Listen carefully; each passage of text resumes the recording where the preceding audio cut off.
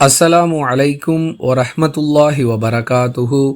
வழக்கமாக நோற்கக்கூடிய நோன்புகளை தவிர ரமலானுக்கு முந்தைய நாளிலும் அதற்கு முந்தைய நாளிலும் வேறு எந்த நோன்புகளையும் நோற்கக்கூடாது என்று அல்லாஹுவின் தூதர் ஸல்லல்லாஹு அலைஹி வஸல்லம் அவர்கள் தடை விதித்தார்கள்.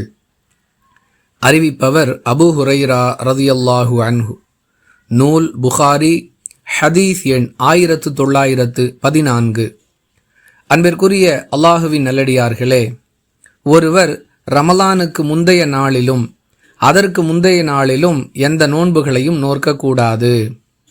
ஒவ்வொரு வாரமும் திங்கள் மற்றும் வியாழன் ஆகிய நாட்களில் நோன்பு நோக்கக்கூடியவராக இருந்தால் அந்த நோன்புகள் குறிப்பிட்ட அந்த நாட்களில் வந்தால் அவற்றை நோற்பதற்கு எந்த தடையும் இல்லை.